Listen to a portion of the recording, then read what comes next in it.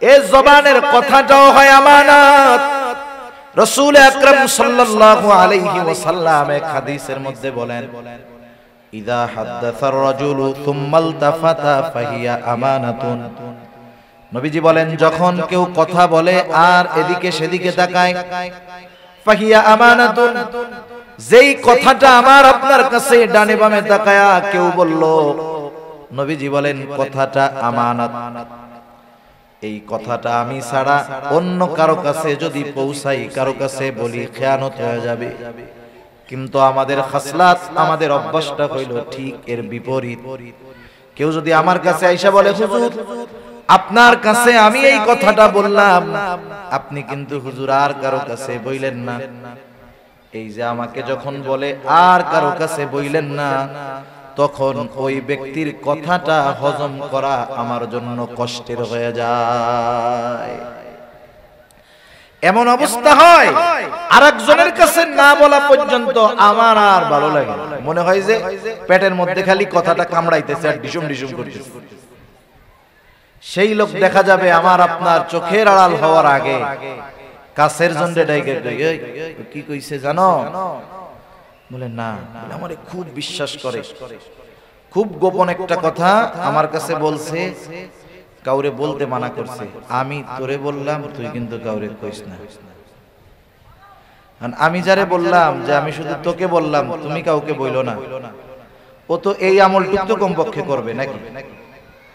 ও এবার আরেকজনকে বলবে, দেখ হুজুর কি মিথ্যা কথা বলে। না না, হুজুরকে আমাকে খুব বিশ্বাস করে, আমার কাছে এই কথাটা বলছে অমুকের ব্যাপারে, আমি তোমাকে বললাম, তুমি কাউরে কইও না।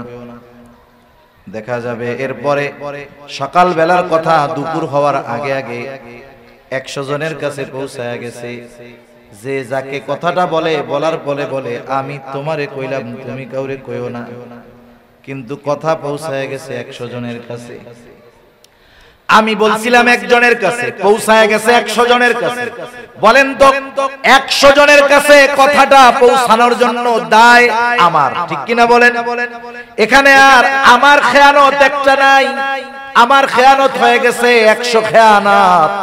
কারণ নবীজি বলেন, কারো দ্বারা যখন কোনো নেক কাজের সূচনা হয়, ওই কাজটা দুনিয়ায় যতদিন চলবে, যতজন করবে, সকলের ওই নেক কাজের সওয়াব শুরু করনেওয়ালার আমলনামায় আল্লাহ তাআলা যোগ করে দেয়। আবার যখন কারো দ্বারা কোনো পাপের কাজের সূচনা হয়, ওই পাপের কাজ, মন্দ কাজ দুনিয়ায় যতদিন চলবে, যতজন করবে, সবার আমলনামা ওই গুনাহটা প্রথম যে সূচনা করছে গুনার কাজ, তার আমলনামায় যোগ হয়ে যাবে। নবীজি বলেন, পৃথিবীতে প্রথম অবৈধ হত্যাকাণ্ড সংগঠিত করেছে আদম আলাইহিস সালামের একজন সন্তান। নবীজি বলেন, আদম আলাইহিস সালামের ওই হত্যাকারী সন্তান কিয়ামত পর্যন্ত অন্যায়ভাবে যত হত্যা হবে, সব হত্যাকারীর গুনাহ তার আমলনামায় যোগ হয়ে যাবে। কারণ তার দ্বারা এই অবৈধ হত্যাকাণ্ডের সূচনা ঘটেছে। এই জন্য আমার আপনার দ্বারা যদি কখনো কথার খেয়ানত হয়ে যায়, ওই কথাটা যতজনের কানে পৌঁছাবে, ততগুলো খেয়ানত হবে, আর ওই সকলের খেয়ানতের সমপরিমাণ গুনাহ আমার আপনার আমলনামায় যোগ হয়ে যাবে। আল্লাহ রাব্বুল আলামিন বলেন, ইন্নাল্লাহা ইয়া'মুরুকুম, নিশ্চয়ই আল্লাহ তাআলা তোমাদেরকে আদেশ করেছেন। কি আদেশ? আন তুআদ্দুল আমানাতি ইলা আহলিহা, যে তোমরা আমানত তার হকদারের কাছে ফিরায়া দাও। আল্লাহ তাআলা এক নম্বরে আদেশ করতেছেন আমানত তার হকদারের কাছে ফিরায়া দাও। 2 নম্বর আদেশ, ওয়া ইযা হাকামতুম বাইনান নাস আন তাহকুমু বিল আদল, আর তোমরা যখন মানুষের মধ্যে বিচার আচার করবা, ন্যায় বিচার করবা। 1 নম্বর আদেশ, আমানত হকদারের কাছে ফিরায়া দাও। 2 নম্বর আদেশ, ন্যায় বিচার করবা।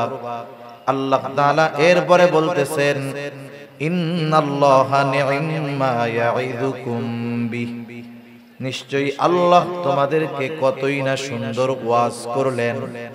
তার মানে এই দুইটা নসিহত, এই দুইটা ওয়াজ, দুইটা উপদেশ, সুন্দর উপদেশ।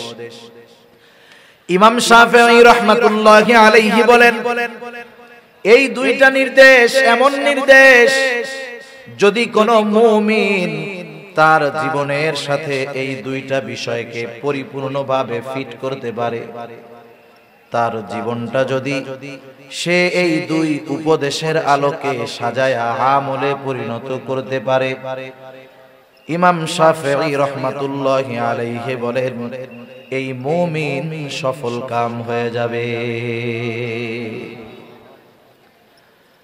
এক নম্বরে আল্লাহ তাআলা বলেন, আমানত তার হকদারের কাছে ফিরাইয়া দাও। যদিও এই আয়াত নাজিল হওয়ার একটা কারণ আছে, নির্দিষ্ট একটা ঘটনাকে কেন্দ্র করে আয়াতটা নাজিল হয়েছে, তথাপি মুফাসসিরিনে কেরাম বলেন, এই আয়াতের দ্বারা সকল ধরনের আমানত উদ্দেশ্য। নবীজিও আমানতের ব্যাপারে সর্বোচ্চ গুরুত্ব আরোপ করেছেন। রাসূল আকরাম সাল্লাল্লাহু আলাইহি ওয়াসাল্লাম এক হাদিসের মধ্যে জানায় দেন, নবীজি বলেন, আরবাউন ইযা কুন্না ফিকা ফালা আলাইকা মা ফাতাকা মিনাদ দুনিয়া। নবীজি বলেন, চারটি জিনিস যদি তোমার মধ্যে থাকে, ফালা আলাইকা, আর কোনো কিছু তোমার নাই, কিন্তু ওই চার গুণ তোমার মধ্যে আছে, নবীজি বলেন চিন্তার কোনো কারণ নাই। এই চার গুণে গুণান্বিত মুমিন দুনিয়ায় যদি তার কোনো কিছু নাও থাকে, চিন্তার কোনো কারণ নাই। নবীজি বলেন, মা ফাতাকা মিনাদ দুনিয়া, এই চার গুণে গুণান্বিত হওয়ার কারণে দুনিয়া তার হাতছাড়া হবে না। চার গুণের কথা বর্ণনা করতে গিয়ে নবীজি এক নম্বরে বলেন, হিফযু আমানাতিন, আমানতের হেফাজত করা। আমানতের হেফাজত করা এটা গুরুত্বপূর্ণ একটা বিষয়। কিছু কর্ম আছে, কিছু আমল আছে যেটা শুধুই আমল, এটার সাথে ঈমান সম্পৃক্ত নয়। আমল করলে সওয়াব, না করলে অসুবিধা নেই। কিন্তু আমানতদারিতা এমন এক জিনিস, এমন এক আমল যেটার সম্পৃক্ততা হলো ঈমানের সাথে।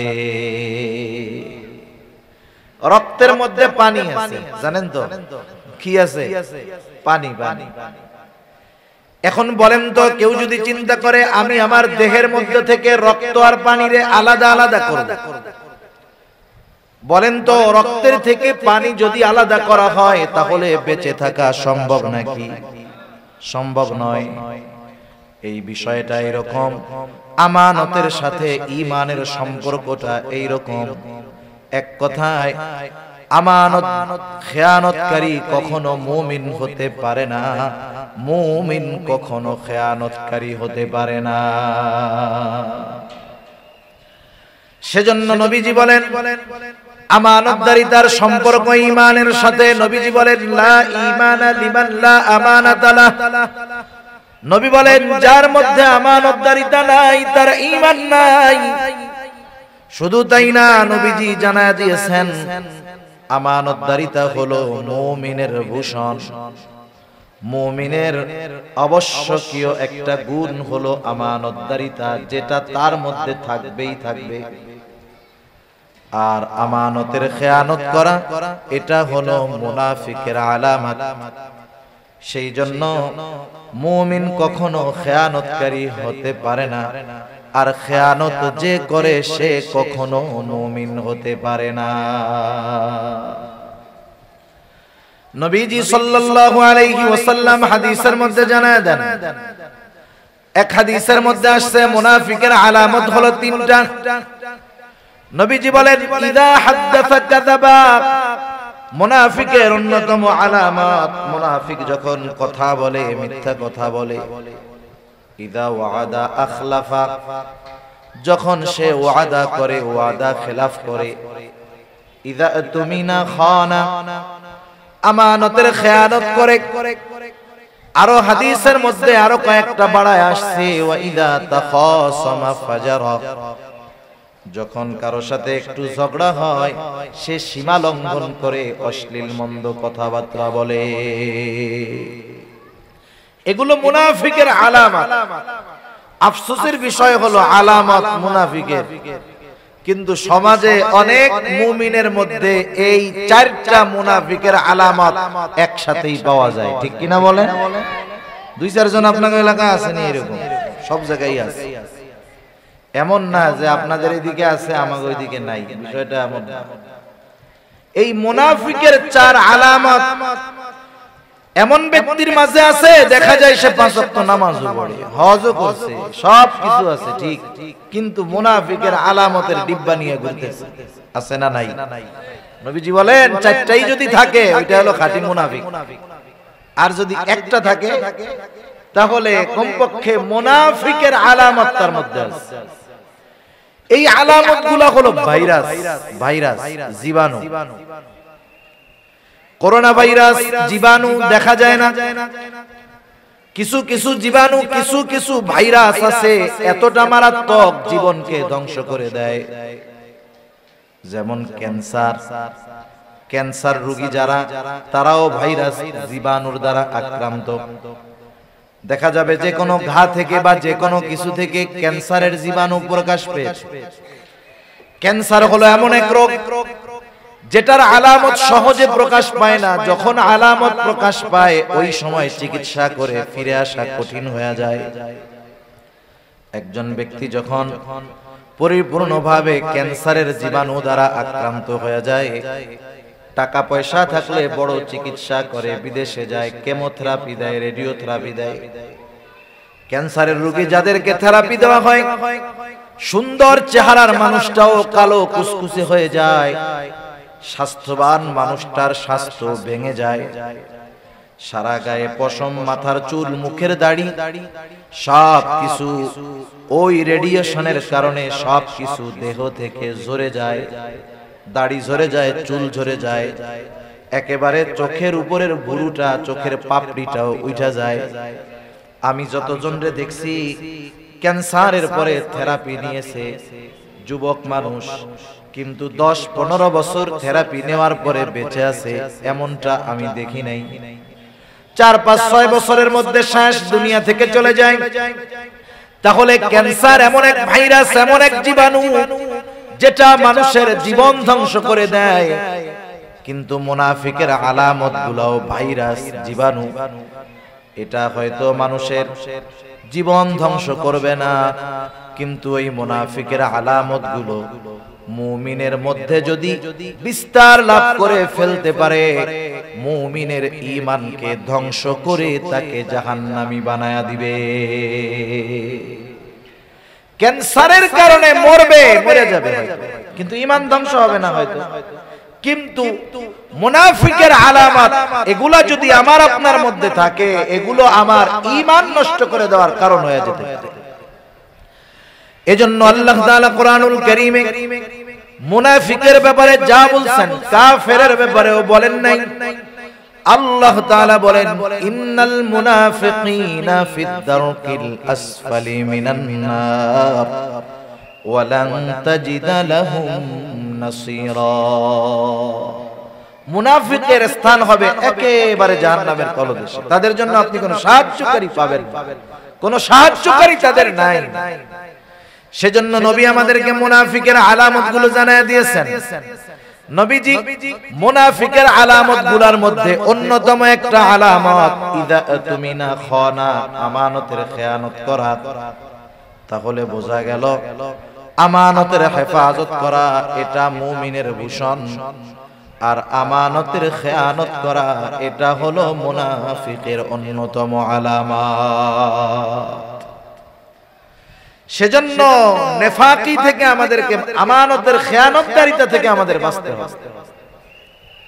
আমার আপনার নবী আমানতদার নবী ছিলেন। নবীজির আমানতদারিতার গল্প যদি বলি অনেক সময় পার হয়ে যাবে। নবীজির আমানতদারিতার ঘোষণা নবুয়াতির পরে আল্লাহ তাআলা দিয়েছেন, বিষয়টা এমন নয়, বরং নবীজির আমানতদারিতার ঘোষণা নবুয়াতির বহু বহু বছর আগে কাফেররা আমার আপনার নবীকে আমানতদার বলে উপাধি দিয়েছে। আল আমিন, বিশ্বস্ত, আমানতদার, সত্যবাদী, এ ধরনের উপাধি নবুয়তির পরে আল্লাহ তাআলা দিয়েছেন এমনটা নয়, বরং নবুয়তির বহু আগে মক্কার কাফেররা আমার আপনার নবীকে এই সমস্ত উপাধিতে ভূষিত করেছে। সুবহানাল্লাহ। একজন ইংরেজ ঐতিহাসিক নবীজির জীবনী লিখছেন, ওনার নামটা আমার যেখানে আসতেছে না। উপমহাদেশ তিনি সফর করেছেন, দীর্ঘ সময় উপমহাদেশের মুসলমানদেরকে নিয়ে গবেষণা করেছেন। এই গবেষণার আলোকে মুসলমানেরা যার অনুসরণ করে তাকেও নিয়ে তিনি লেখাপড়া করেছেন, গবেষণা করেছেন। তিনি একটা নবীজির জীবনী নিয়ে লিখছেন। ওই জীবনীর মধ্যে তিনি আমার আপনার নবীজির আমানতদারিতার বিষয় উল্লেখ করতে গিয়া ওনার ভাষায় উনি লিখতেছেন, মুসলমানদের নবী ছিলেন, মহামানব ছিলেন, এতটা বিশ্বস্ত ছিলেন, এতটা আমানতদার ছিলেন, চরম আকারের সর্বোচ্চ পর্যায়ের সত্যবাদী ছিলেন। তার আমানতদারিতা এমন ছিল যে তার ঘোর দুশমন, তার শত্রু নির্বিঘ্নে নিশ্চিন্ত মনে তার সবচেয়ে দামি সম্পদটাও নিশ্চিন্ত মনে মুহাম্মাদের কাছে আমানত রাখত। দুশমন বন্ধু না, দুশমন। শুধু তাই না, আরেকজন ঐতিহাসিক লিখতেছেন যে মুহাম্মদ সাল্লাল্লাহু আলাইহি ওয়াসাল্লাম তার আমানতদারিতা এমন ছিল, একজন মানুষ তার সম্পদ নিজের কাছে যত নিরাপদ মনে করত, তার চাইতে বেশি নিরাপদ নবীজির কাছে রাখা মনে করত। এই জন্যই মক্কার মানুষেরা মুহাম্মাদের সাথে মতবিরোধ, শত্রুতা থাকার পরেও মক্কার মানুষেরা তাদের দামি দামি বস্তুগুলা মুহাম্মাদের কাছে তার হেফাজতে তথা তার কাছে আমানত রাখত। কেমন আমানতদার নবী ছিলেন! সেই আমানতদার নবীর উম্মত আমরা, আমাদের আমানতদারিতার অবস্থা যাচ্ছে তাই। একেবারে আমাদেরকেও আমানতদার হওয়ার দরকার। রাসূল আকরাম সাল্লাল্লাহু আলাইহি ওয়াসাল্লাম সেই জন্য আমানতদারিতার বিষয়গুলো আমাদেরকে সুস্পষ্ট করে দিয়ে গেছেন। সাধারণত আমরা মনে করি আমানত মনে হয় এটা লেনদেন সংক্রান্ত বিষয়ের সাথেই হয়, লেনদেনের মধ্যেই মনে হয় আমানতদারিতা হয়। কেউ আমার কাছে কোনো সম্পদ আমানত রাখলো, যথাসময়ে আমি তার সম্পদটাকে ফিরিয়ে দিলাম, আমি মনে করি আমি বড় আমানতদার। মানুষেরাও মনে করে হুজুর বড় আমানতদার।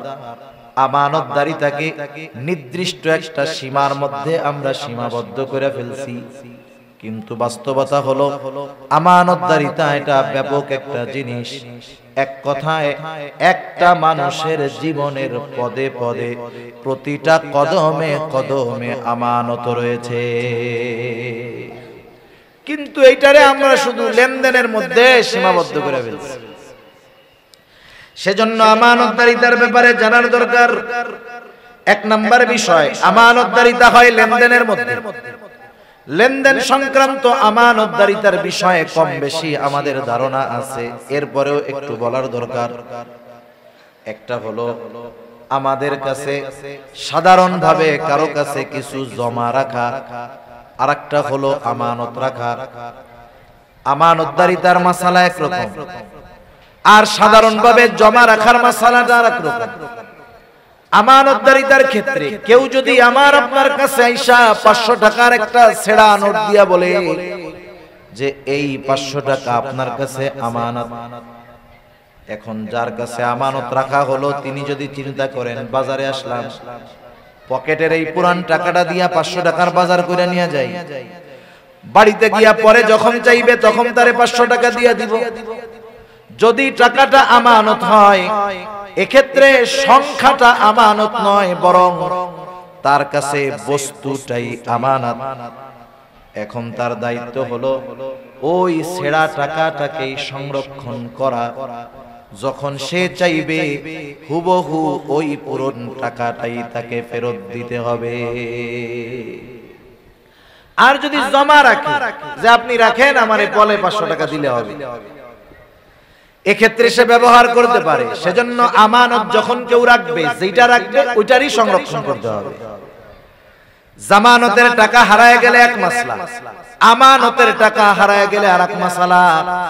সেই মাসলা থাক, বলার দরকার নাই, এমনি আমরা সুযোগ খুঁজি, বুঝেন নাই? এমনি তো সুযোগ তালাশ করি। এরপরে দেখা যাবে একজন আমানত রাখছে, ইচ্ছা করে হারায় ফেললাম। মাসালা হলো আমানতের বস্তু যার কাছে আমানত রাখা হয়েছে অনিচ্ছাকৃতভাবে যদি হারায়া যায়, চুরি হয়ে যায়, যার কাছে আমানত রাখা হয়েছে তাকে ধরা যাবে না। এখন যদি এই মাসালার দিকে যান, অনেকে ব্যাংকে আমানত রাখে না, আরে রাখে না, অনেকে কত এনজিও গজায় উঠে আমানত রাখে। এখন ওই আমানত ওরা নিজেরা ভক্ষণ করে কয় আমানত তো সব শেষ। এই সুযোগ বাঙালি ভালো বুঝতে পারবে। সেজন্য সব কথা বাঙালির কাছে ক্লিয়ার করা উচিত না, আমার যেটা মনে হয়। তা যাই হয়, এক নম্বরে আমানতদারিতা হলো লেনদেন আদান প্রদানের মধ্যে। সম্পদ আমার কাছে কেউ পায়, জমিন পায়, এটা আমানত। তার হকদারের কাছে ফিরাইয়া দেওয়া এটা আমার দায়িত্ব। আমার কাছে যদি কারো আমানত থাকে, কারো হক থাকে, সেটা আমানত হোক আর সাধারণ হক হোক, ফিরাইয়া দেওয়াটা আমার দায়িত্ব। আদেশ আল্লাহ তাআলা আমাকে দিয়েছেন। যে কোনো ক্ষেত্রে এটা হতে পারে। মনে করেন দোকানদারের কাছ থেকে, দোকান থেকে বাকি আনা হয়, বাকি আনেন, দোকানদারকে 500 টাকার বাজার নিয়ে বললেন লেখা রাখো, পরে আইসা দিয়া দিব। দোকানে ভিড়, দোকানদারের লিখতে মনে নাই। 2 দিন পরে আপনি গেছেন, যাওয়ার পরে বলতেছেন বাকি খাতাটা খুলো তো দেখি, কিছু টাকা মনে হয় বাকি আছে। দোকানদার লিখতে ভুলে গেছে, বাকি খাতা খুলে দেখে আপনার নামে কিছু লেখা নাই, কিন্তু আপনি শিওর যে 500 টাকা পায়। আমাদের দেশের মানুষ তখন ফাঁক ফকর খুঁজবে, যেহেতু খাতায় কিছু লেখা নাই, আমার কাছেও কিছু পাওনা নাই। আরে মিয়া, হয়তো ভুল করেছে দোকানদার, কিন্তু আল্লাহ তাআলার নির্দেশ, সে ভুইলা গেছে, যাক, তার মনে না থাক, কোনো অসুবিধা নাই। তোমার দায়িত্ব হলো তোমার কাছে যে পাওনা আছে, এই পাওনাটা তুমি নিজ দায়িত্বে ফিরাইয়া দিবা। সেটা আমানত হোক আর সাধারণ কোন লেনদেন হোক, এই বিষয়টার দায়িত্ব আমার আপনার উপর। আল্লাহ তাআলা আমাকে আপনাকে লেনদেনের ক্ষেত্রে স্বচ্ছ হওয়ার তৌফিক দান করুন। বুজুর্গ আল্লাহর ওলির গোমর ফাঁস হয়ে যায় এই লেনদেনের ক্ষেত্রে। কঠিন এক জিনিস এই মুআমালাত, যে কি জিনিস, বহুত আল্লাহওয়ালার ঘোমটা খুলে যাবে এই লেনদেনের ক্ষেত্রে। তাহলে 1 নম্বরে আমানতদারিতা হয় লেনদেনের মধ্যে। 2 নম্বর, এই জবানের কথাটাও হয় আমানত। রাসূল আকরাম সাল্লাল্লাহু আলাইহি ওয়াসাল্লাম এক হাদিসের মধ্যে বলেন, ইযা হাদাসার রাজুলু সুম্মা ইলতাফাতা ফাহিয়া আমানাতুন। নবীজি বলেন, যখন কেউ কথা বলে আর এদিকে সেদিকে তাকায়, ফাহিয়া আমানাতুন, যেই কথাটা আমার আপনার কাছে ডানে বামে তাকায়া কেউ বলল, নবীজি বলেন কথাটা আমানত। এই কথাটা আমি ছাড়া অন্য কারো কাছে যদি পৌঁছাই, কারো কাছে বলি, খেয়ানত হয়ে যাবে। কিন্তু আমাদের খাসলাত, আমাদের অভ্যাসটা হইল ঠিক এর বিপরীত। কেউ যদি আমার কাছে আইসা বলে, হুজুর আপনার কাছে আমি এই কথাটা বললাম, আপনি কিন্তু হুজুর আর কারো কাছে বইলেন না। এই যে আমাকে যখন বলে আর কারো কাছে বইলেন না, তখন ওই ব্যক্তির কথাটা হজম করা আমার জন্য কষ্টের হয়ে যায়। এমন অবস্থা হয় আরেকজনের কাছে না বলা পর্যন্ত আমার আর ভালো লাগে না। মনে হয় যে পেটের মধ্যে খালি কথাটা কামড়াইতেছে আর ডিসুম ডিসুম করতেছে। সেই লোক দেখা যাবে আমার আপনার চোখের আড়াল হওয়ার আগে কাছের জন্যে ডাইকে, কি কইছে জানো? বলে না, বলে আমারে খুব বিশ্বাস করে, খুব গোপন একটা কথা আমার কাছে বলছে, কাউরে বলতে মানা করছে। আমি তোরে বললাম, তুই কিন্তু কাউরে কইস না। আমি যারে বললাম যে আমি শুধু তোকে বললাম, তুমি কাউকে বইলো না, ও তো এই আমলটুকু তো কমপক্ষে করবে নাকি? ও এবার আরেকজনকে বলবে, দেখ হুজুর কি মিথ্যা কথা বলে? না না, হুজুরকে আমাকে খুব বিশ্বাস করে, আমার কাছে এই কথাটা বলছে অমুকের ব্যাপারে, আমি তোমাকে বললাম তুমি কাউরে কইও না। দেখা যাবে এরপরে সকাল বেলার কথা দুপুর হওয়ার আগে আগে 100 জনের কাছে পৌঁছায় গেছে, যে যাকে কথাটা বলে বলার পরে বলে আমি তোমারে কইলাম তুমি কাউরে কইও না, কিন্তু কথা পৌঁছায় গেছে 100 জনের কাছে। আমি বলছিলাম একজনের কাছে, পৌঁছায় গেছে 100 জনের কাছে। বলেন তো 100 জনের কাছে কথাটা পৌঁছানোর জন্য দায় আমার, ঠিক কিনা বলেন? এখানে আর আমার খেয়ানত একটা নাই, আমার খেয়ানত হয়ে গেছে 100 খেয়ানত। কারণ নবীজি বলেন, কারো দ্বারা যখন কোনো নেক কাজের সূচনা হয়, ওই কাজটা দুনিয়ায় যতদিন চলবে, যতজন করবে, সকলের ওই নেক কাজের সওয়াব শুরু করনেওয়ালার আমলনামায় আল্লাহ তাআলা যোগ করে দেয়। আবার যখন কারো দ্বারা কোনো পাপের কাজের সূচনা হয়, ওই পাপের কাজ, মন্দ কাজ দুনিয়ায় যতদিন চলবে, যতজন করবে, সবার আমলনামা ওই গুনাহটা প্রথম যে সূচনা করছে গুনার কাজ, তার আমলনামায় যোগ হয়ে যাবে। নবীজি বলেন, পৃথিবীতে প্রথম অবৈধ হত্যাকাণ্ড সংগঠিত করেছে আদম আলাইহিস সালামের একজন সন্তান। নবীজি বলেন, আদম আলাইহিস সালামের ওই হত্যাকারী সন্তান কিয়ামত পর্যন্ত অন্যায়ভাবে যত হত্যা হবে, সব হত্যাকারীর গুনাহ তার আমলনামায় যোগ হয়ে যাবে। কারণ তার দ্বারা এই অবৈধ হত্যাকাণ্ডের সূচনা ঘটেছে। এই জন্য আমার আপনার দ্বারা যদি কখনো কথার খেয়ানত হয়ে যায়, ওই কথাটা যতজনের কানে পৌঁছাবে ততগুলো খেয়ানত হবে, আর ওই সকলের খেয়ানতের সমপরিমাণ গুনাহ আমার আপনার আমলনামায় যোগ হয়ে যাবে। সেজন্য কথা হজম করা শিখতে হবে। বাঙালি পাথর খাইয়া হজম করে ফেলতে পারবে, পারলে পারো তো হজম করে ফেলতে পারে বাঙালি, কিন্তু কথা হজম করা বড় কষ্টের, ঠিক কিনা বলেন? কথা হজম করা বড় কষ্ট। সেজন্য কথার ক্ষেত্রে হয় আমানত। 3 নাম্বার দায়িত্ব হয় আমানত।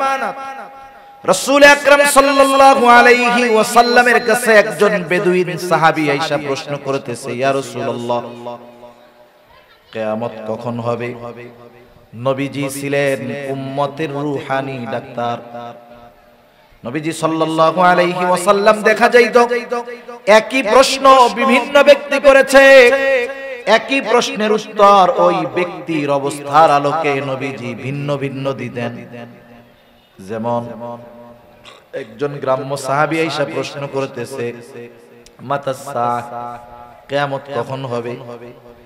ওই লোকের প্রশ্নের ভাবটা ছিল এইরকম, সে কেমন যেন গাঠি গুঠি নিয়ে কিয়ামতের জন্য অপেক্ষা করতেছে, কোন সময় কিয়ামত আসবে।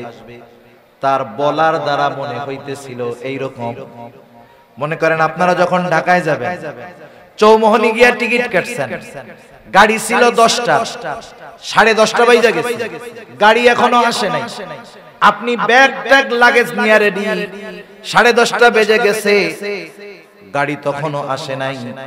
কাউন্টার মাস্টারে গিয়া আপনি বলবেন যে গাড়ি কখন আসবে।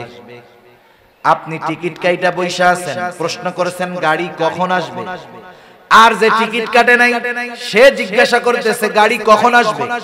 বলেন তো কাউন্টার মাস্টারকে আপনি আরেকজন একই প্রশ্ন করলেন, কিন্তু দুইজনের প্রশ্নের মধ্যে তফাৎ আছে না নাই? আপনি তো গাঠি নিয়া রেডি, ব্যাগ নিয়া রেডি, গাড়ি কখন আসবে মিয়া, টাইম চলে যাইতেছে, কখন আসবে বলো। আর একজন টিকিট কাটার জন্য প্রশ্ন করছে গাড়ি কখন আছে। যদিও শব্দ এক, কিন্তু এই দুইজন প্রশ্ন করছে এক, কিন্তু দুইজনের প্রশ্ন বলার বাচন ভঙ্গি কিন্তু আলাদা। ও ওনার প্রশ্নের ভাবে মনে হচ্ছে উনি কিয়ামতের জন্য অপেক্ষা করতেছে, ওই টিকিট কাটা আল্লাহর বান্দার মতো, গাড়ি কেন আসে না। এই ব্যক্তির প্রশ্নের অবস্থা নবীজি বুঝতে পারছেন। জবাব না দিয়া পাল্টা প্রশ্ন করছেন, মা আ'দাত্তা লাহা, তুমি কিয়ামতের জন্য কি পাথেয় সংগ্রহ করেছো?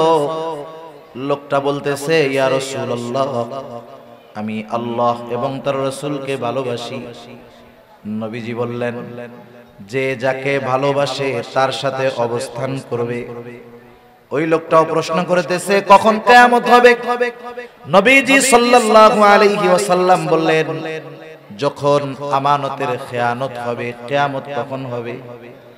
প্রশ্ন করা হলো, কি সেইটা ইয়া রাসূলুল্লাহ? নবীজি বললেন, শোনো, যখন কোন দায়িত্ব যোগ্য লোকের জায়গায় যখন অযোগ্য লোককে দায়িত্ব দেওয়া হবে, তখন কিয়ামতের জন্য অপেক্ষা করো। যোগ্য লোকের চেয়ারে অযোগ্য লোক যখন বসবে, বুঝবা কিয়ামত বেশি দূরে নয়, সেটা নিকটবর্তী হয়ে গেছে। এখন এত আর কোন এমন কথা না, সূক্ষ্ম তাত্ত্বিক কোন বিষয় নয়, এটা বোঝার জন্য অনেক জ্ঞান, অনেক ইলমের দরকার আছে। এটা বোঝার জন্য দরকার নাই এমন জ্ঞানের। গোটা দুনিয়ার দিকে তাকান, আমাদের দেশ সহ তাকান, ডানে বামে তাকান, তামাম দুনিয়ার মধ্যে তাকায় দেখেন, অধিকাংশ জায়গায় দেখবেন যোগ্য লোকের চেয়ারে অযোগ্য মানুষ বসে আছে। ঠিক কিনা বল? যোগ্য লোকের চেয়ারে অযোগ্য লোক বসে আছে। এমন এক জামানা ছিল, মানুষ যখন দায়িত্ব নিতে চাইতো না, এই জামানায় দায়িত্ব নেওয়ার প্রতিযোগিতা শুরু হয়ে গেছে। শুধু তাই না, মানুষ দায়িত্ব টাকা দিয়ে কিনতে চায়। ঠিক কিনা বলেন? দায়িত্ব টাকা দিয়ে কিনে, দেশ সেবা করার জন্য টাকা দেয়। কতজন দেখবেন, অনেক ইউনিয়ন পরিষদে নির্বাচন হবে, গ্রাম হলো 10টা, ক্যান্ডিডেট 20 জন, প্রত্যেকেই ছাপাইছে অমক ভাই আপনাদের দোয়া প্রার্থী, এই মার্কায় ভোট দিয়া এই ইউনিয়নের জনগণের জন্য খেদমত করার সুযোগ করে দেন। দেখা গেল নমিনেশন আনতে, নির্বাচনে জয়ী হতে 5 কোটি টাকা খরচ করে ফেলছে। ওই বেটার যদি আসলেও মানুষের খেদমত করার ইচ্ছা থাকতো, চেয়ারম্যান হওয়া লাগতো না, 5 কোটি টাকা দিয়া সে মানুষের খেদমত করতে পারত। তার মানে এই ব্যয় খেদমতের জন্য করে নাই, চেয়ারম্যান সাহেব হওয়ার জন্য করছে। ঠিক কিনা?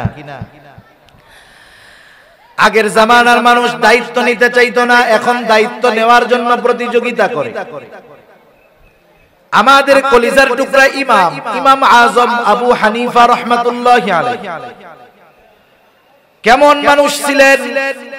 আমাদের সমাজে কিছু মানুষ আছে ইমামে আজমের ব্যাপারে জানে না, তাই সমালোচনা করে। আরে গর্দভগুলা যদি ইমামে আজমের জীবনী পড়তো, তাকওয়া, জুহদ, ইলম, সব কিছুর দিক দিয়ে উনি ওনার জামানায় সর্বোত্তম ছিলেন। ইমাম আজমের অবস্থান ছিল এইরকম। খলিফা মনসুরের জামানা, রাস্তা দিয়ে খলিফা মনসুর চলতেছে, ইমামে আজমের সাথে সাক্ষাৎ। খলিফা মনসুর ইমাম আজম আবু হানিফা রাহমাতুল্লাহি আলাইহিকে প্রস্তাব দিল, ইমাম, আপনি প্রধান বিচারকের দায়িত্ব গ্রহণ করেন, আপনি চিফ জাস্টিসের দায়িত্ব গ্রহণ করেন, প্রধান বিচারপতির দায়িত্ব গ্রহণ করেন। খলিফা অফার দিয়েছে। ইমাম আবু হানিফা সাথে সাথে বললেন, খলিফা, আমি এই দায়িত্ব গ্রহণ করতে পারবো না। খলিফা বলছে, মুখের উপরে খলিফার প্রস্তাব ফিরিয়ে দিছে। খলিফার ইগোতে লাগছে, আত্মসম্মান বোধে লাগছে। খলিফা হাতের চাবুক দিয়ে ইমাম আবু হানিফার গায়ে একটা বাড়ি মারছে।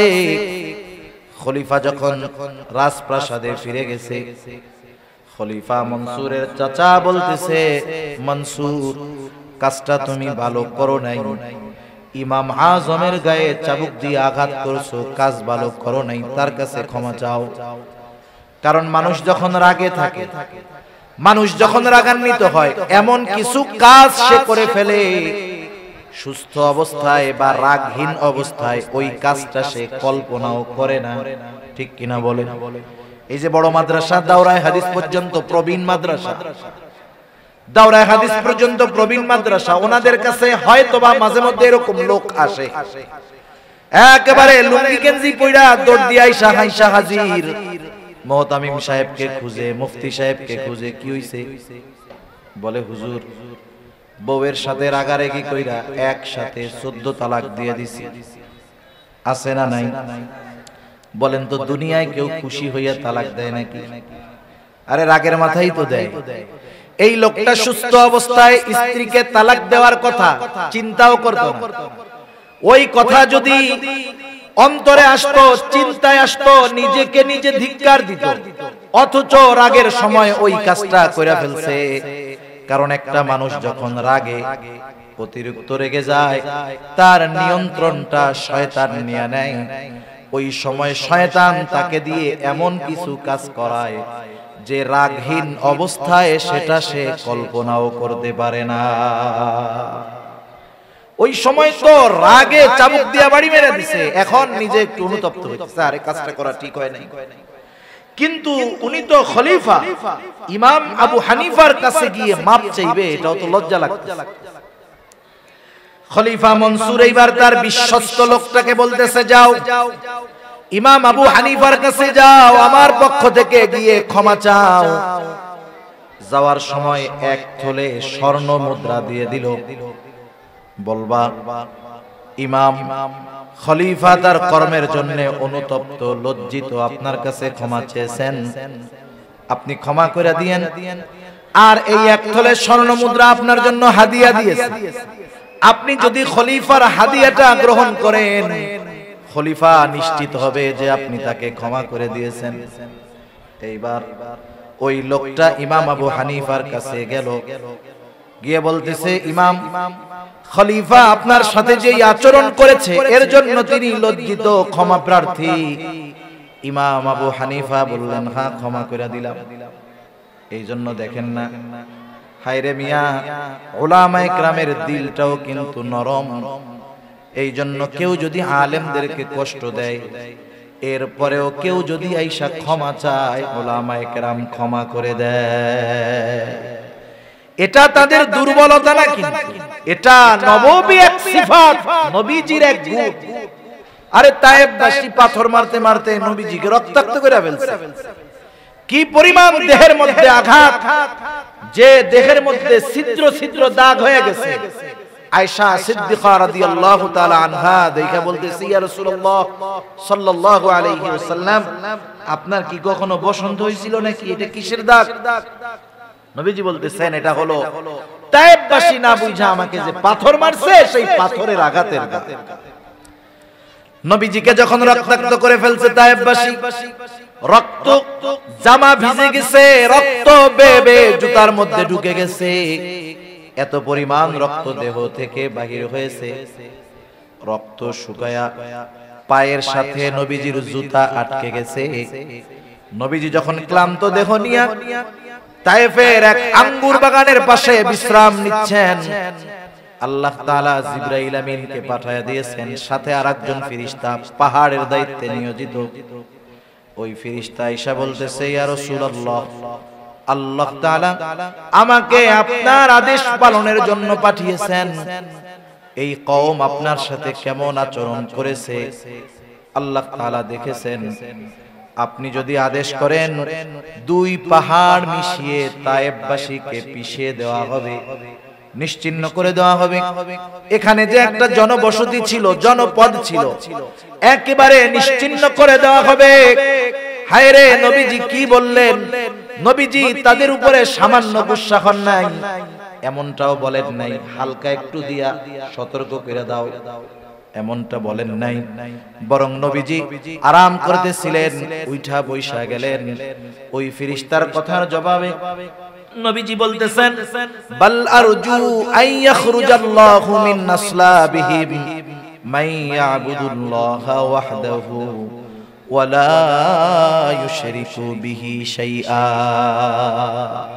তুমি তো বলতেছো 2 পাহাড় মিশাইয়া নিশ্চিহ্ন করে দিবা, আর আমি তো এদের ব্যাপারে আল্লাহ তাআলার কাছে আশা পোষণ করি যে আল্লাহ তাআলা এদের মধ্য থেকে এমন এক প্রজন্ম বের করবে যারা এক আল্লাহর ইবাদত করবে, কারো সাথে শিরিক করবে না। সুবহানাল্লাহ। এটা উলামায়ে কেরামের এক নববী সিফাত। এজন্য আলেম আহলে হক উলামায়ে কেরামের সাথে বেয়াদবি করলেও এসে মাফ চাইলে মাফ করে দেয়। এটা দুর্বলতা না। ইমাম আবু হানিফা বললেন মাফ করে দিছি, অসুবিধা নাই। কিন্তু খলিফা তো বলে দিছে হাদিয়া দিবা, হাদিয়া গ্রহণ করলে নিশ্চিত হব যে উনি ক্ষমা করেছেন। লোকটা বলতেছে এই যে এক থলে স্বর্ণ মুদ্রা আপনার জন্য খলিফা হাদিয়া দিয়েছে, গ্রহণ করেন। ইমাম আবু হানিফা বললেন মাফ করে দিয়েছি, হাদিয়া গ্রহণ করা যাবে না। বললেন খলিফা বলছে আপনি নিজে রাখেন, নাইলে উনি বিশ্বাস করবে না যে ক্ষমা করছেন। আপনি রাইখা দেন, আপনার ব্যয় করা লাগবে না, আপনি অন্য কাউকে দিয়ে দিয়েন। ইমাম আবু হানিফা বলতেছে তোমার কাছ থেকে রাখার পর আমি খরচ করলাম নাকি অন্য কাউকে দিয়ে দিলাম এটা তো বিষয় নয়, বরং তোমার খলিফা মনে করবে আমার পাঠানো হাদিয়া ইমাম আজম গ্রহণ করেছে, সুতরাং এটা রাখাই যাবে। সে আরো জোর জবরদস্তি করতেছে রাখেন না। ওই লোকটাও তো বিরক্ত হয়ে যাইতেছে অনুরোধ করতে করতে। এইবার ইমাম আবু হানিফা রাহমাতুল্লাহি আলাইহি বলতেছেন বলেন তো কাউরে চুরি করে আইনা হাদিয়া দেওয়া জায়েজ আছে নাকি? হ্যাঁ, দুর্নীতি কইরা টাকা আইনা আরেকজনরে হাদিয়া দেওয়া জায়েজ হবে নাকি? বলেন তো। আমার আপনার কাছে যদি ব্যাগ ভর্তি টাকা কেউ আইনা দেয়, আমি আপনি যদি জানতে পারি টাকাটা অন্য কারো, আমার আপনার জন্য এই হাদিয়া গ্রহণ করা বৈধ হবে নাকি? তাহলে দেওয়াও বৈধ হবে না, নেওয়াটাও বৈধ হবে না। ইমাম আজম এবার বলতেছে হাদিয়া তো দিতে হবে নিজের টাকা থেকে। বলতেছে তোমার খলিফা যে হাদিয়া পাঠাইছে এই হাদিয়া পাইলো কোথায়? বলতেছে কোথায় পাবে? বাইতুল মাল থেকে দিছে। এইবার ইমাম আবু হানিফা আরো কঠোর হয়ে গেলেন। একটু চিন্তা করে দেখেন জামানার মুজাদ্দিদ যারা ইমাম যারা, এদের সামান্য সিদ্ধান্ত এটা পরবর্তী প্রজন্মের জন্য দলিল হয়ে যায়। দলিল। আমি ঘটনা বলতে গেলে অন্যদিকে চলে যাবে।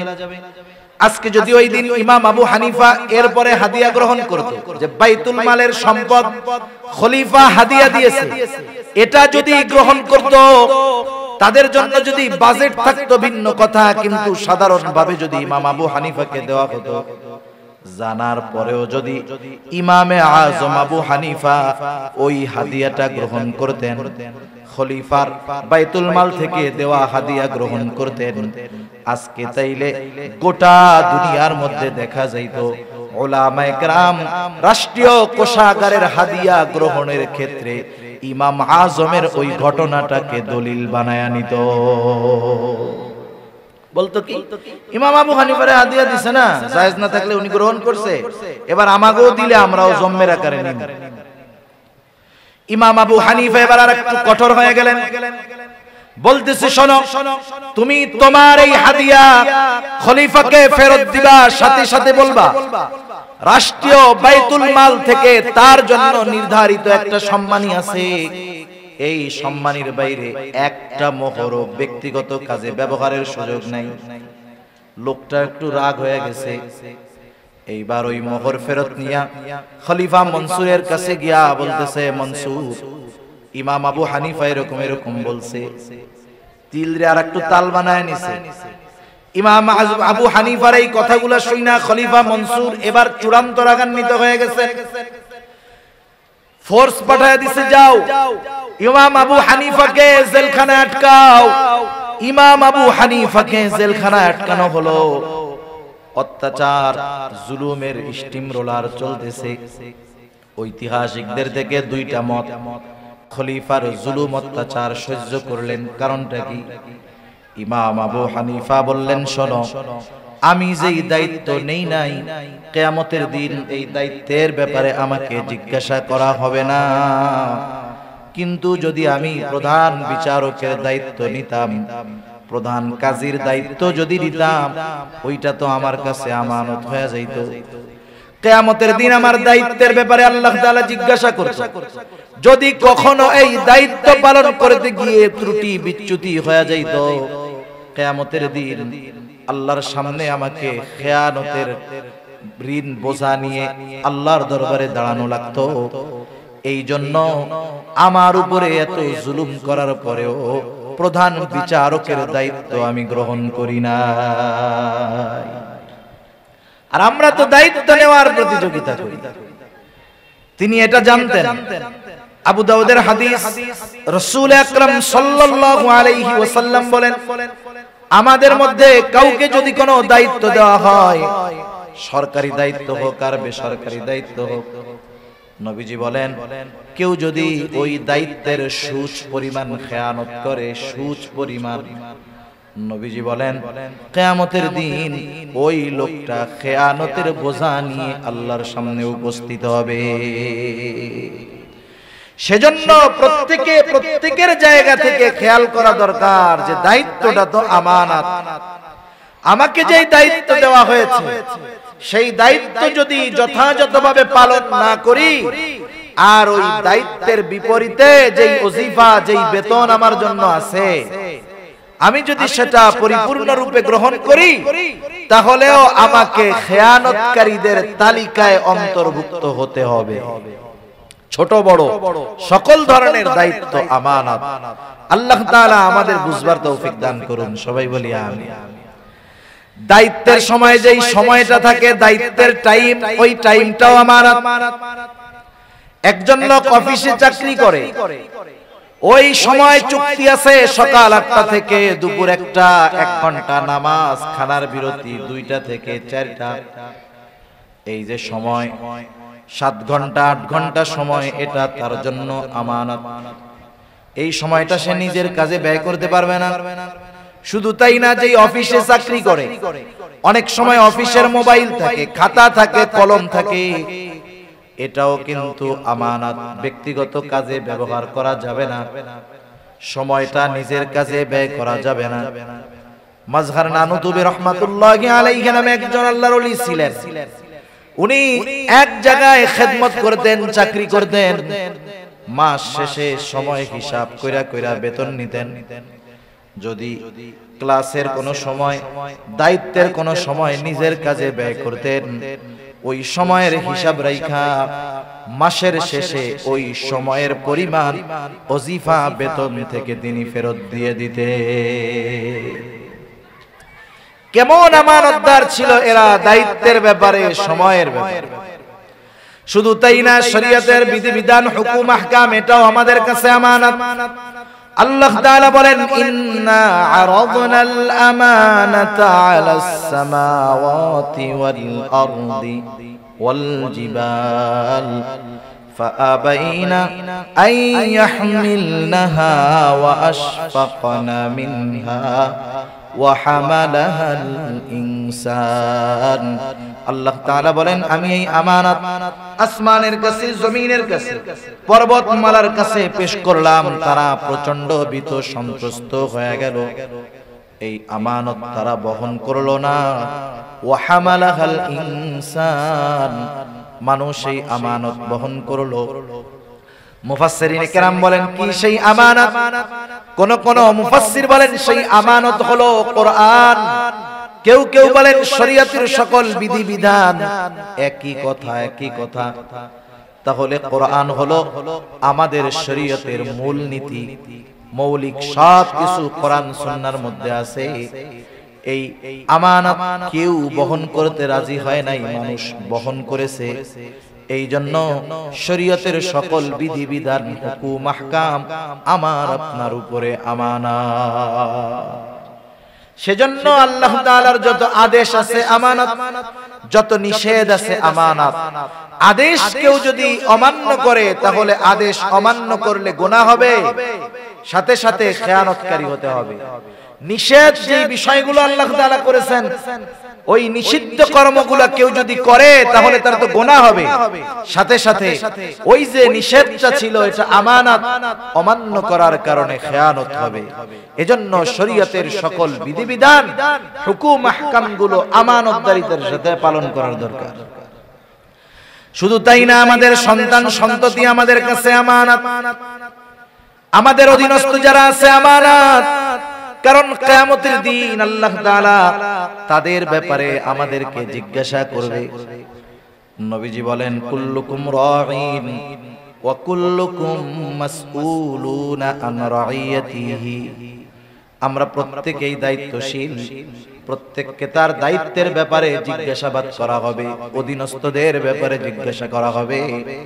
কারণ আল্লাহ তাআলা কোরআনুল কারীমের মধ্যে বলেন ইয়া আইয়ুহাল্লাযীনা আমানু কু আনফুসাকুম ওয়া আহলিকুম নারা। আল্লাহ তাআলা বলেন হে ঈমানদারেরা, নিজে জাহান্নাম থেকে বাঁচো, অধীনস্থদেরকেও জাহান্নামের আগুন থেকে বাঁচাও। সাহাবায়ে কেরাম প্রশ্ন করতেছে ইয়া রাসূলুল্লাহ, নিজে জাহান্নাম থেকে বাঁচবো বুঝলাম, আদেশটা করেছেন মুমিনদের উপর। ইয়া আইয়ুহাল্লাযীনা আমানু, হে ঈমানদারেরা নিজে জাহান্নাম থেকে বাঁচো। ঈমান তো আনছো, কেমনে জাহান্নাম থেকে বাঁচবা? সাহাবায়ে কেরাম বলতেছে ইয়া রাসূলুল্লাহ, নিজে জাহান্নাম থেকে বাঁচবো বুঝলাম, নেকের কাজ করব, গুনার কাজ থেকে বাঁচবো, কিন্তু অধীনস্থদের জাহান্নামের আগুন থেকে কেমনে বাঁচাবো? কারণ দুনিয়ার কেউ কাউকে জাহান্নামের আগুন থেকে বাঁচাতে পারে না। দুনিয়ার কোন নবী রাসূল তার মুহাব্বতের লোকদের জাহান্নাম থেকে বাঁচাতে পারবে না। কিন্তু আফসোসের বিষয় হলো আমাগো দেশের কিছু বাবা তার মুরিদদের জাহান্নাম থেকে বাঁচানোর টেন্ডার নিয়ে নিছে।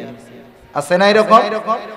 বাবার কাছে মুরিদ হও, টেনশন নাই, কবরে গেলে মুনকার নাকিরের আগে বাপ যায় হাজির হবে। যে কি বলবে, এই আরে প্রশ্ন করিস না, এ দুনিয়া আমার লোক ছিল। এই শয়তানেও চিন্তা করে এরকম উল্টাপাল্টা কথা কয় কেন? শয়তান বলে তুই হলি আমার সবচেয়ে বড় খলিফা, তোর মতো শয়তান থাকতে আমার আর ডিউটি করা লাগবে না। চিন্তা করে দেখেন, যদি দুনিয়াতে কোনো মানুষকে এই ক্ষমতা দেওয়া হতো সে জান্নাতে নিতে পারবে, জাহান্নামে নিতে পারবে, দুনিয়াতে কোনো মানুষকে যদি ক্ষমতা দেওয়া হইতো, একজন মানুষকেও যদি এই পাওয়ার দেওয়া হতো, আমার আপনার নবী এই পাওয়ারটা পাওয়া যাইতে। কিন্তু নবীজিকেও আল্লাহ তাআলা এই ক্ষমতা দেন নাই। আল্লাহ তাআলা যদিও নবীজিকে হাদি হিসাবে প্রেরণ করেছেন, পথ প্রদর্শক হিসাবে প্রেরণ করেছেন, নবী পথ প্রদর্শক, আমার আপনার নবী পথ প্রদর্শক, আল্লাহ তাআলাও কিন্তু পথ প্রদর্শক। এই যে আমরা নামাজ পড়ি, প্রত্যেক নামাজের প্রতি রাকাতে সূরা ফাতিহা আছে, হাদিস হইল এইটা। আর এক গ্রুপ বলবে প্রত্যেক নামাজের প্রতি রাকাতে সবার সূরা ফাতিহা পড়তে হবে। বিষয়টা কিন্তু এটা না। ইমামের পেছনে যখন নামাজ পড়বে, ইমামের কিরাত মুসল্লির কিরাত একা পড়ুক আর জামাতে পড়ুক, প্রতি নামাজের প্রতি রাকাতে সূরা ফাতিহা লাগে। সূরা ফাতিহার মধ্যে আমরা বলি ইহদিনাস সিরাতাল মুস্তাকিম। আল্লাহ তাআলার কাছে দোয়া করি, আল্লাহ তাআলাই এই দোয়া করতে শিখাইয়া দিয়েছেন। আর এই দোয়াটা হলো আসমান জমিনের, আসমানের নিচে জমিনের উপরে সবচাইতে উত্তম দোয়া, সবচাইতে উত্তম ইবাদতের মধ্যে করা হয়। আবার আল্লাহ তাআলা আমার আপনার নবীর ব্যাপারে বলেন ওয়া ইন্নাকা লাতাহদি ইলা সিরাতিন মুস্তাকিম, আপনাকে আমি সিরাতে মুস্তাকিমের পথ প্রদর্শক হিসাবে আমি আপনাকে প্রেরণ করেছি। আমরা আবার নামাজের মধ্যে আল্লাহ তাআলার কাছে বলি ইহদিনাস সিরাতাল মুস্তাকিম, আপনি আমাদেরকে সিরাতে মুস্তাকিমের পথ নির্দেশিকা দেন, সিরাতে মুস্তাকিমের পথ দর্শন দেন। রাসূল ও হাদি আল্লাহ তাআলার কাছেও চাই পথ নির্দেশ। আল্লাহ তাআলা বলেন নবীজি আমি আপনাকে পথ নির্দেশক হিসাবে পাঠিয়েছি। আল্লাহ হাদি, রাসূল ও হাদি, তবে দুই পথ প্রদর্শকের মধ্যে তফাত আছে, পার্থক্য আছে। কথা কি বুঝেন নাকি? একটা উদাহরণ দিলে বুঝতে সহজ হবে। মনে করেন এই জায়গায় একজন অপরিচিত লোক আসছে, যে জীবনে কোনোদিন নোয়াখালী যায় নাই, বেগমগঞ্জ যায় নাই, এই তো রাস্তা যে পেঁচগোছ, যে জীবনে যায় নাই, এর যদি আপনি বলেন, সে যদি আপনার কাছে জিজ্ঞাসা করে ভাই আমি একটু বেগমগঞ্জ চৌরাস্তায় যাম, চৌমোহনীতে যাম, সে কিন্তু জীবনে চিনে না। আর অচেনা জায়গা যত সহজ হোক এটা কিন্তু কঠিন মনে হয়। আপনি যখন তারে বলবেন এই রাস্তা দিয়ে যাবা, সামনে একটা রাস্তা পাবা, ওই রাস্তা দিয়ে আগাবা, আবার ডাইনে যাবা, এরপরে বামে যাবা, এরপরে আরেকটু আগাবা, এরপরে ডাইনে বামে গিয়া ওইদিকে বড় একটা চৌরাস্তা পাইবা। বলেন তো, যে রাস্তাই চিনে না তারে যদি এইরকম চিনায় দেন, ওর জন্য গন্তব্যে যাওয়া কঠিন না সহজ?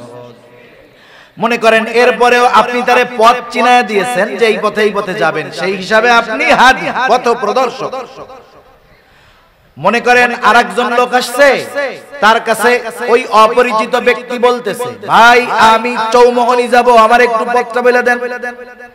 ওই লোকটা মোটরসাইকেল নিয়ে আসছে, কোনো জবাব নাই, বলে আপনি আমার বাইকের পেছনে ওঠেন। এইবার এক টান দিয়া চৌমোহনীতে নামায় দিয়া বলে এটাই হলো চৌমোহনী। ওই প্রথম লোক যে রাস্তা কয়া দিছে এও হাদি। দ্বিতীয় যেই লোকটা মোটরসাইকেলের পেছনে নিয়া গন্তব্য পর্যন্ত পৌঁছায়া দিয়েছে, এই লোকটাও হাদি, পথ প্রদর্শক।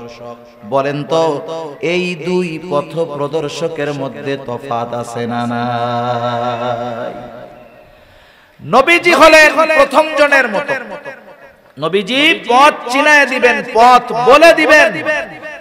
আর আল্লাহ তাআলা শুধু পথ বলে দিবেন না, ওনার দয়া রহমত দিয়ে ওই পথে পরিচালিত করে গন্তব্য পর্যন্ত পৌঁছায়া দিবেন।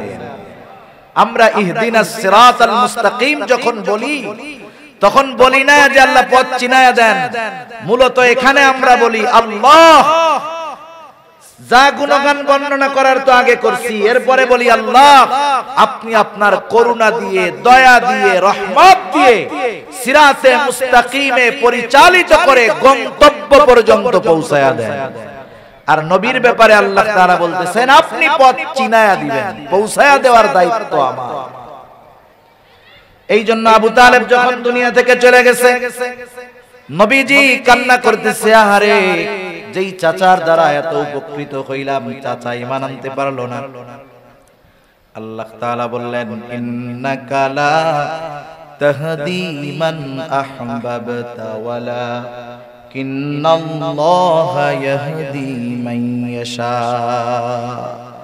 আপনি যাকে ভালোবাসেন, যাকে চান, তাকে আপনি হেদায়েত দিতে পারবেন, বরং আমি যাকে চাই তাকে হেদায়েত দিই। সুবহানাল্লাহ। সাহাবায়ে কেরাম জিজ্ঞাসা করতেছে, কেউ তো কাউকে জান্নাতে নিতে পারে না, আমরা কেমনে জাহান্নাম থেকে বাঁচাবো? মুফাসসিরিনে কেরাম বলেন এর দ্বারা উদ্দেশ্য হলো নিজে নেক আমল করবে, গুনার থেকে বাঁচবে, অধীনস্থ যারা আছে তাদের উপরে সর্বোচ্চ প্রচেষ্টার মাধ্যমে জাহান্নাম থেকে বাঁচানোর চেষ্টা করবে। তার চেষ্টায় যদি কোনো ত্রুটি না থাকে, হক আদায় হয়ে যাবে। তার উপরে যেই দায়িত্বটা ছিল, আমানতটা ছিল, সেটা পালন করা হয়ে যাবে। কিন্তু যদি অধীনস্থদের ক্ষেত্রে ওই দায়িত্বটা সে পালন না করে, তাহলে সেও খেয়ানতকারীদের অন্তর্ভুক্ত হয়ে যাবে। তাহলে আমরা আল্লাহ তাআলার সুন্দর ওয়াজের ব্যাপারে আলোচনা করতেছিলাম। আমানতের যতটুকু হয়েছে এতটুকু যদি আমরা আমল করি যথেষ্ট। আল্লাহ তাআলা বললেন ইন্নাল্লাহা ইয়া'মুরুকুম আন তু'আদ্দুল আমানাতি ইলা আহলিহা। এক নাম্বার আদেশ করেছেন আল্লাহ তাআলা যে আমানত তার হকদারের কাছে ফিরায় দাও। দুই নাম্বার আদেশ ওয়া ইযা হাকামতুম বাইনান নাস আন তাহকুমু বিল আদল। তোমরা যখন মানুষের মধ্যে বিচার আচার করবা, ন্যায় বিচার করবা, তুমি যখন বিচারক, তোমার সামনে যদি তোমার দুশমন বিচারের জন্য আসে, খবরদার শত্রুতা বশত তার সাথে অবিচার করবা না। ওয়ালা ইয়াজরিমান্নাকুম শানাআনু কওমিন আলা আল্লা তা'দিলু ই'দিলু হুয়া আকরাবু লিত্তাকওয়া। কোন কওমের উপরে বিদ্বেষ বশত তাদের উপরে অবিচার করবা না, ন্যায় বিচার করবা। ন্যায় বিচারের শ্রেষ্ঠ উপমা নবীজি রেখে গেছেন, সাহাবায়ে কেরাম দেখায় গেছেন, তাবেঈনরা দেখায় গেছে, সোনালী যুগের মুসলিম শাসকেরা দেখায় গেছে। এই জন্য যেই সমাজের মধ্যে ন্যায় বিচার আছে, যেই সমাজের মধ্যে ইনসাফ আছে, ওই সমাজে তো জুলুম থাকতে পারে না। যেই সমাজে, যেই দেশে, যেই জাতির মধ্যে ইনসাফ ন্যায় বিচার আছে, এই সমাজ, এই জাতি বড় সৌভাগ্যবান। আজকে গোটা দুনিয়ার কোথাও ইনসাফ নাই, ন্যায় বিচার নাই, ঠিক কিনা বলেন? ন্যায় বিচার যদি থাকতো, গোটা দুনিয়ার সব রাষ্ট্রপ্রধানরা ইসরায়েলকে এই অপরাধের কাঠগড়ায় দাঁড়া করাতো, ঠিক কিনা বলেন? ন্যায় বিচার নাই, মরে গেছে। বিচারের মধ্যে আছে স্বজন প্রীতি, দল প্রীতি, গোত্র প্রীতি, দেশ প্রীতি, ব্যক্তি প্রীতি। কিন্তু নবীজি ন্যায় বিচারের উপমা রাইখা গেছে। হাদিসের একটা ঘটনা শোনায় আলোচনা শেষ করে দিব। একদিন নবীজির কাছে প্রসিদ্ধ এক গোত্র, মাখজুমি গোত্রের একজন মহিলার বিচার আসছে। চুরির অপরাধে তার হাত কাটা হবে। সাহাবায়ে কেরাম চিন্তা করতেছেন, নবীজি অন্দরমহলে ভিতরে, সাহাবায়ে কেরাম চিন্তা করতেছে, এই সম্মানীয় গোত্রের মহিলার হাতটা যদি চুরির অপরাধে কাটা যায়, মুশরিক কাফেররা টিটকারি করবে, সিসি করবে। এই মহিলার জন্য একটু সুপারিশ করার দরকার। কিন্তু নবীজির কাছে কে সুপারিশ করবে? ওসামা বিন যায়েদ রাদিয়াল্লাহু তাআলা আন তখন ছোট, নবীজি অনেক মহব্বত করতেন তাকে। ওসামাকে শিখায় দেওয়া হলো, তুমি তোমার নানার কাছে গিয়ে বলবা, নানা, যেই মহিলার হাত কাটা হবে সে মাখজুমি গোত্রের একজন মহিলা, ছোট মানুষ। যা শিখায়া দিছে নবীর কাছে গিয়া সেটাই বলছে। নবীজির বুঝতে বাকি নাই, এই কথাটাই ছোট বাচ্চা নিজের থেকে বলে নাই, নিশ্চয়ই কেউ শিখায়া দিছে। নবীজি এইবার হুজরা থেকে বের হলেন, চেহারার মধ্যে রাগান্বিত ছাপ। নবীজি বলতেছে, তোমরা কি এমন বিষয়ের জন্য সুপারিশ করতেছো যেই বিষয়ের শাস্তি প্রয়োগের নির্দেশ আল্লাহ তাআলা দিয়েছেন? নবীজি এবার খুতবা দিলেন। তিনি বললেন, শোনো, তোমাদের পূর্বে অনেক কওমকে আল্লাহ তাআলা ধ্বংস করে দিয়েছেন, যে তাদের মধ্যে যখন কোন শরীফ মানুষ, সম্ভ্রান্ত মানুষ চুরির অপরাধে আটক হইত, যেহেতু সে বংশীয় মানুষ, চুরির অপরাধে আটক হইছে, তাকে শাস্তি না দিয়ে ছেড়ে দেওয়া হতো। আর একই অপরাধে যখন কোন দুর্বল, যায়ীফ, গরিব মানুষ আটক হইতো, তার উপরে হাত কায়েম করা হতো, শাস্তি দেওয়া হতো। তথা এই অবিচারের কারণে তোমাদের পূর্বে বহু জাতিকে আল্লাহ তাআলা ধ্বংস করে দিয়েছেন। নবীজি বলতেছেন, শোনো, ওই আল্লাহর শপথ, যার হাতে আমার প্রাণ, এই মহিলার জায়গায় যদি আমার কন্যা ফাতেমাও হইতো, ফাতেমা বিনতে মুহাম্মদও হইতো, আল্লাহর শপথ, আমি তার হাতটা চুরির অপরাধের কারণে হাতটা কেটে দিতাম। সেজন্য ন্যায় বিচারের উপমা নবীজি দেখায় গেছেন। এখন আমরা তো আর সবাই বিচারক হইতে পারবো না, আমরা ন্যায় বিচার করবো কেমনে? শুনেন, পরিবারের মধ্যে অবিচার করে, বাপ ছেলের উপরে অবিচার। দুই ছেলেকে দুই চোখে দেখে, একজনের জমি বেশি লেখা দিয়ে বসে রয়েছে, আর একজনের কিছুই দেয় না, আছে না নাই? সব পোলাগো লেখা দিছে, মাইয়াগো কিছু দেয় না, এই অবিচার বাপরা করে না। সেজন্য প্রত্যেকের জায়গা থেকে ন্যায় বিচার করতে হবে।